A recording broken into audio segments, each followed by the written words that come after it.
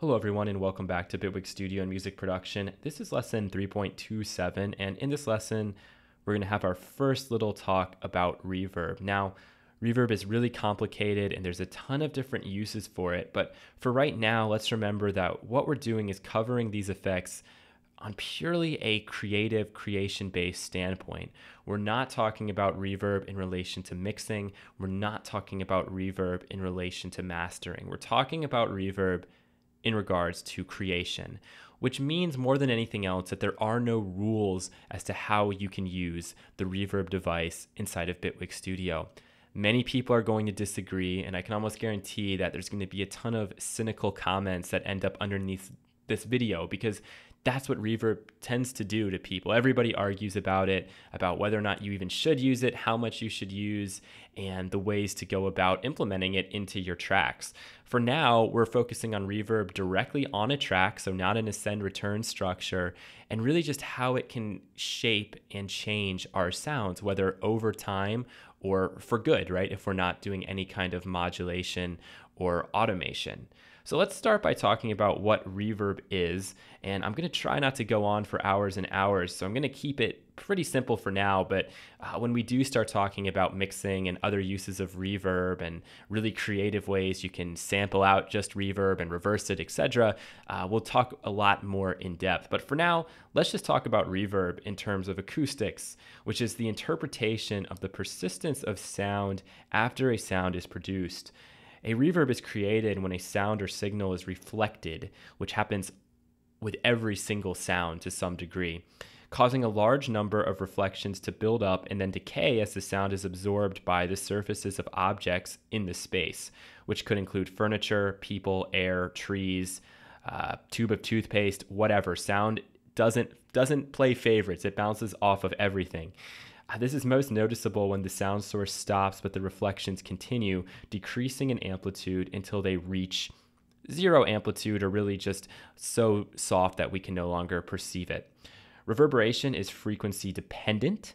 The length of the decay or reverb time receives special consideration in the architectural design of spaces, which need to have specific times to achieve optimum performance for their intended activity, right? I mean, we see concert halls look very different from cafeterias, and we'll talk more about that in a second.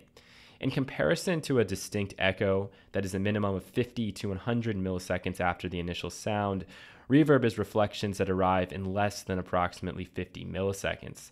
As time passes, the amplitude of the reflections is reduced until it is reduced all the way to zero. Reverb is not limited to indoor spaces, as it exists in forests and other outdoor environments where reflection exists. And again, everywhere reflection exists. There are no just purely open spaces. Even if you go to a wide open meadow and it's just dirt, every way you can see, all you have is dirt, you're still going to have reverberations off of that dirt. So it's impossible for any space not to have any reverb. They even make specific chambers that try to take out as much ambience as possible. And guess what? There's still ambience there. It's impossible to really kill a room of any ambience, of any reverb. And I just had a few pictures here as an example. So if you were trapped in the Amazon rainforest, for example, and you were in really dense brush here, would it be that useful to scream for help? How far would that sound really travel? In some cases, it could travel very, very far, but if you're in super dense, super thick forest with a super high canopy, your sound is gonna all get absorbed and eaten up by the trees, by the leaves at the top, by the dirt on the ground. And that's why when you're in a survival situation like this, it makes more sense to light a signal fire than to try to make a lot of noise. Certainly you could get some reflections and some bounces and some echoes, but then it's going to be very difficult to actually locate where your position is. Compare that to a concert hall, and we can even see there are these sort of sound reflectors right here above the orchestra themselves. And if we were to really get deep, we would probably find a lot of other surfaces in here specifically designed for the acoustics of this room. The goal here is to maximize the sonic experience for the listener. And we're not going to talk too much about the architecture or what's going on in this particular venue, but needless to say, it's designed with a specific reverb time in mind and a specific amount of frequency dampening in mind. We can compare that to a cafeteria, which is pretty wide open, pretty boxy in shape. Just notice all the curves and all of the irregular patterns going on compared to this cafeteria, which is very utilitarian, right? There is a stage, and I assume the acoustics in this room is terrible, and you're going to have crazy bouncings going on in here because none of the materials were really designed for acoustics. This room was specifically designed for a very practical purpose. Think about your bedroom, for example. This room looks to be pretty square, although we do have some jutting out things going on, which would kind of help the sound in these rooms. But there are windows, there are all sorts of different surfaces. And then we have a studio here with a guy who seems to have gone a little bit overkill crazy on the soundproofing equipment. But needless to say, this room would end up sounding pretty good. Maybe a little higher ceiling would be helpful. But for the most part, you can see that this guy has done a lot to try to tame the acoustics inside of his little home studio here. Now, there are a million different types of reverb, and like I said, it's an acoustic phenomena. It's a physical phenomena. We have sound waves. They bounce off of things. They travel through things. They reflect, they diffract, whatever. But over time, we eventually have developed a system for artificially creating reverb in a plugin domain, and specifically using algorithms. And those algorithms are going to use very short and a lot of different delay lines, because that's basically what reverb is. It's a repetition of the signal after it's bounced off of different objects or things in a room or in a forest or whatever. So let's just read the definition of digital reverbs, and then we'll jump into the one with Bitwig Studio. So digital reverberators use various signal processing algorithms in order to create the reverb effect. Since reverberation is essentially caused by a very large number of echoes, simple reverberation algorithms use multiple feedback delay circuits, that's the key, to create a large decaying series of echoes. More advanced digital reverb generators can simulate the time and frequency domain responses of real rooms based upon room dimensions, absorption, and other properties. Just see the Lexicon Algorithmic Reverb series. In real music halls, the direct sound always arrives at the listener's ear first because it follows the shortest path. Shortly after the direct sound, the reverberant sound arrives. The time between the two is typically called the pre-delay. Reverberation, or informally reverb, is a standard audio effect utilized universally in digital audio workstations as VST or audio unit plugins. We're not going to talk about convolution reverb, but if you're more interested, jump in and take a look at the entire history, because it's really fascinating to see what has been come up with over the years to solve this issue of like reverb. Because when we hear sound or when we hear music, it's always in a space. And so producers have been trying to simulate those spaces, and in some cases come up with totally new spaces to make the listening experience that much more pleasurable, or in our case, just more interesting for the listener. So let's jump over to Bitwig Studio and take a look at the reverb. The first thing I want to say is, if you're attempting to simulate a real space, you need to ask yourself, what is the space I'm simulating, and what are the properties of that space? And if you sit down and think about it for a few minutes and jot things down, you're going to have a pretty good description. So let's say I'm in my bedroom here. Okay, in my bedroom, I have a carpet on the floor, there are curtains up, there's some other things that I know are going to dampen low frequencies. So I need to make sure I take that into account and I pull down the reverb time of my low frequencies. I know the room is very small, so I'm going to want a pretty short reverb time. Things don't tend to decay here very long. Diffusion, how is the sound broken up in this room? It seems pretty broken up to me, so I'd probably pull this up a little bit, and we'll go over all of these in just a second. Is my room a big room or a small room? It's definitely a small room. I even have to pull this back a little bit. And what about pre-delay? How long does it take from my voice bouncing off the wall to come back to me? It seems pretty freaking quick, so maybe just 10 to 14 milliseconds would do there. All right, and just like that, I was pretty much able to come up with a pretty good simulation of my own room. But let's go back and let's really take this thing apart step by step and see what we can come up with here. So let's play I don't know, the snare drum would be pretty good, and bring this back to something really reasonable with a pretty long decay and not a whole lot of like frequency changes going on throughout. So let's play the snare. Cool. I'm gonna pull the mix up to like 40%. We'll talk more about this in a minute. Let's pull the width back. I'm just gonna set all of these to 1.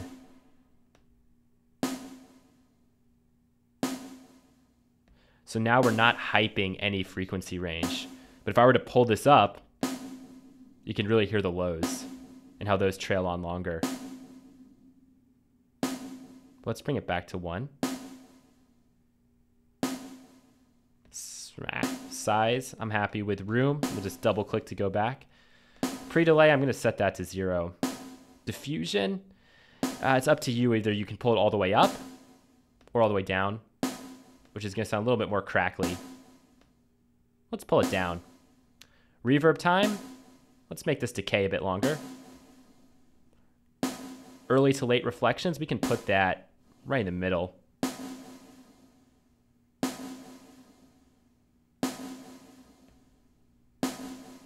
Build up, let's see.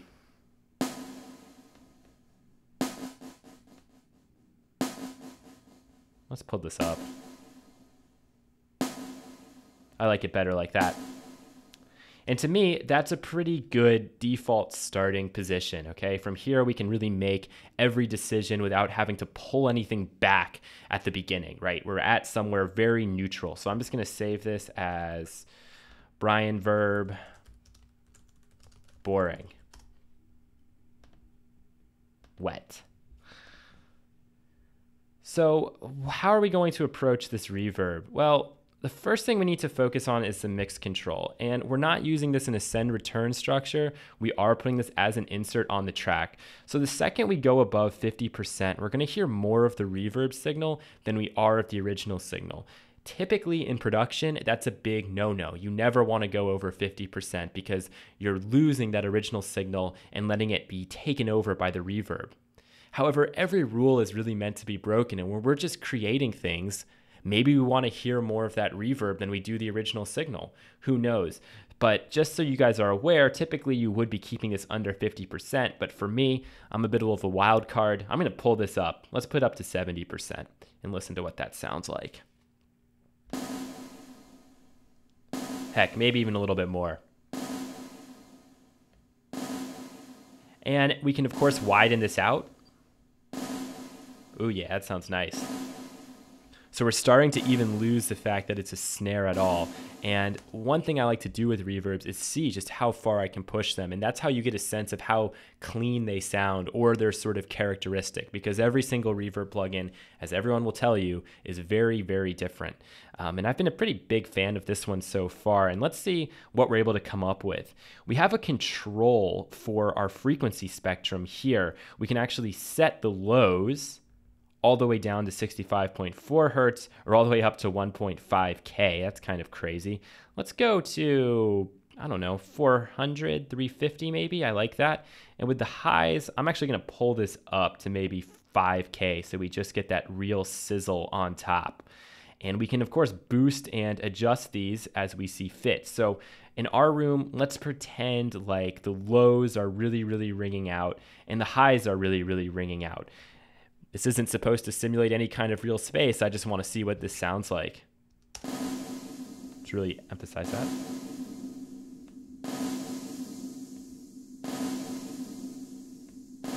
Sounds pretty cool to me. Of course, we can adjust the reverb time. One of the most important parameters on any reverb is to find the time parameter right away.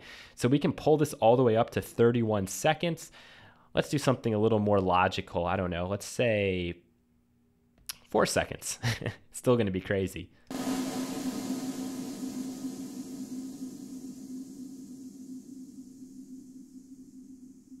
That sounds really cool there at the end. I'd probably want to resample that and just use that little ending. I'm even going to boost the width a little bit more. Let's see what this tank buildup sounds like.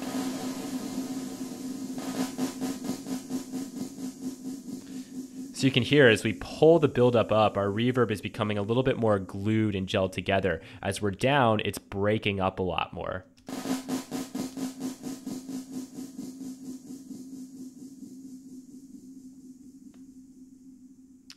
So I'm actually going to put this to, I don't know, 86%.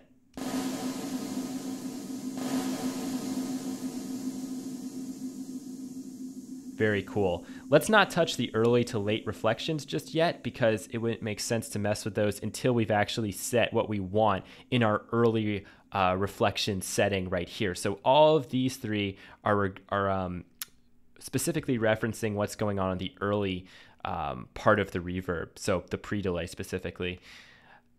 Let's change this to hall, so it's going to be a little bit of a bigger space, and maybe we'll make it like a small hall, so we can pull it down to maybe, I don't know, about 50. A little bigger. I like it. And if you are in a hall, chances are there is going to be a bit of pre-delay. So I'm going to pull that up, and you're going to hear this best on something like the chord. So listen for the first chord to hit, and then listen for the reverb to come in.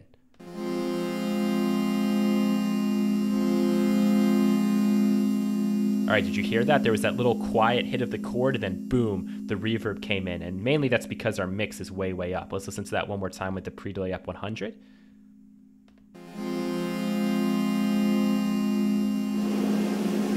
Or we could do something very, very subtle.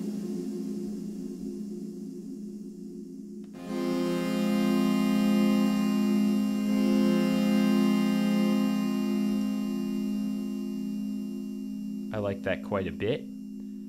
Let's hear what diffusion does.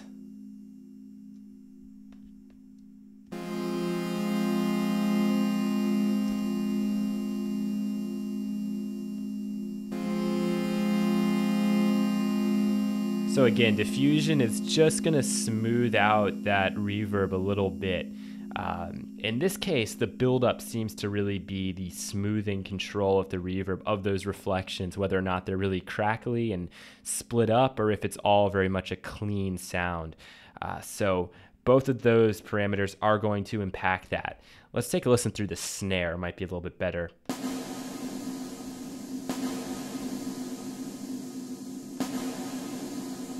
That sounds pretty cool. Maybe we can do just a sine wave.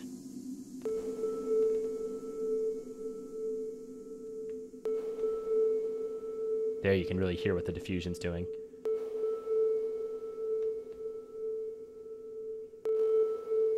Right?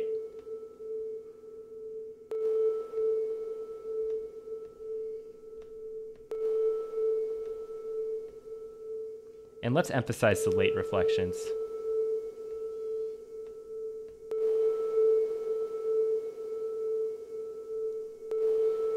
And now if we want to get really crazy, we could just throw the reverb time up to its highest point and start making changes as this is playing back. And sometimes you could come up with some pretty cool little effects here, especially if we put something into either the tank effects setting or into the wet effects setting. But for right now, we're not going to do that because we're just focusing on the reverb itself. But let's see what we can come up with here.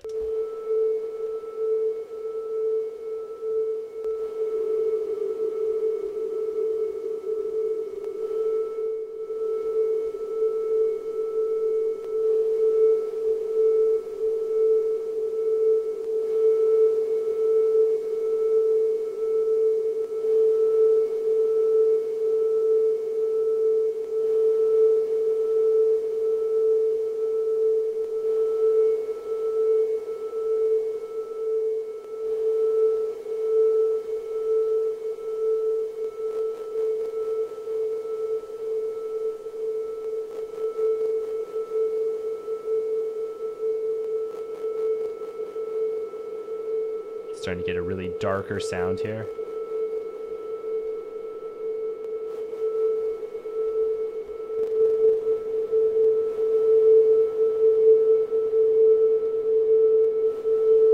And now we can pull back on this reverb time so we can hopefully slow this all down.